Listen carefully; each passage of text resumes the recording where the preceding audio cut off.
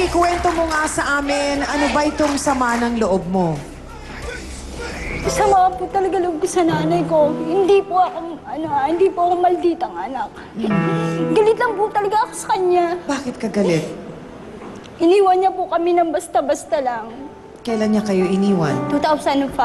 Bakit siya umalis? Hindi ko po alam dahilan. Dahilan niya lang po inaaway siya lagi ng tatay ko. Ilan ba kayong magkakapatid? Po yung tatay ko. Ilan kayong magkakapatid? Siyam. Nabawasan na po ng isa. Nasaan? Bakit nabawasan? Namatay po yung kapatid ko. Kaya nga po nagkita-kita ulit kami dahil sa namatay kong kapatid. Tinakas niya po kasi yun ng 2006. Tinakas nino? Tinakas siya ng 2005. Binalik niya ng 2010. Acute na yung leukemia. Ng kapatid mo? Opo. Balikan lang natin, Neng, bago nag-2005 at Opo. nangyari ang lahat ng Opo. ito. Kamusta kayo ng pamilya niyo? Ng nanay ko. Ng nanay mo? Malupit sa akin nanay ko. Kahit kasalanan Bakit ng siya- mga kababatang kapatid ko, kasalanan ko pa rin. Hindi ko nga po naranasan na maging bata na maglaro. Paano naging malupit siya sa'yo? Lagi ako pinapalo. Kinalbo ko, hinubaran ako. Na minsan na nagsusugal siya na nangingi ako ng baon. 2 piso ibinigay sa akin. Siyempre umiyak ako kasi president ako ng school namin. Bibigay mo sa akin 2 piso. Ano kakainin ko, di ba? Kaya naman, wala na akong libro, wala pa akong di ba, project. Ganyan pati, baon ko. Hindi nalaman ng nanay mo ang lahat ng sama ng loob mo na ito? Hindi po kasi ako mahilig magsalita. Talagang lagi ko po kinikimkim. Ano Kasi pag sinasabi alis ng niya- tatay mo sa lahat ng nangyaring to? Tatay ko po, wala pong sinasabi kasi kulang sa action din yung tatay ko Talo pa po paralyze Ako na lang naging magulang, ako na ama't ina sa bahay namin simula umalis yung nanay ko. So ngayon, ang nanay mo nandun na sa bahay niyo, bumalik? Bumalik po sa bahay. Gano'ng katotoo na nung bumalik siya sa inyo, merong kasama? Totoo po yun. Sino ang kasama niya? Yung naging asawa niya po ngayon, yung Jonel po. So sinama ng nanay mo yung lalaki niya sa bahay niyo. Opo.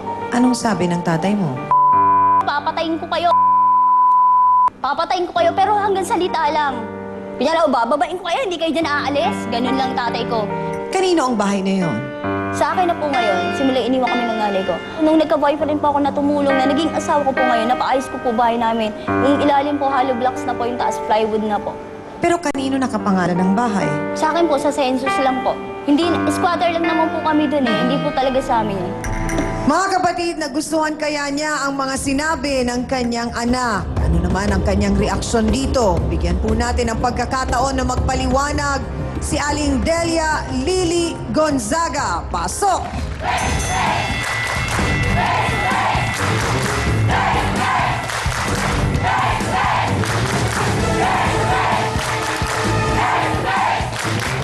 Aling Lily, bakit po nagawa ninyong umalis? At pagkatapos pagbalik po ninyo, meron kayong bagong kinakasama. Parang naawa ako sa sarili ko.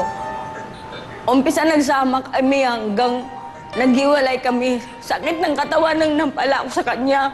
Pero bakit kailangan po ninyo doon itira yung inyo pong bagong kinakasama ngayon? Ayun po ang sumagot ng mga ko po. Ayun ang sumagot sa mga problema ko. Ayun nagpagamot sa anak kong nagkasakit. Yung tatay niya walang ginagawa. Umpisa nagsama kami hanggang naghiwalay kami. Lahat ng katawan, ginagawa niya sa akin, bugbugin niya akong malasing. Naglalabada ako para kumain mga anak ko. Tapos pagdating sa bahay lasing, suntukin niya ako. Wala Ang lahat akong po ng mga ginagawa. sama ng loob ni Aling Lily. At sama ng loob din po niya kay Neng. Malalaman po natin sa pagbabalik na face-to-face.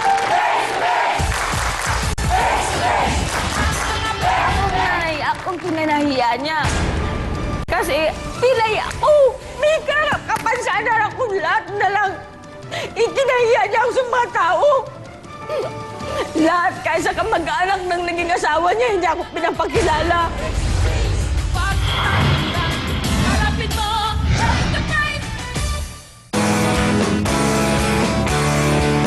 Face to Face is brought to you by Ever Bilena, EB Naturals, Love and Body Works.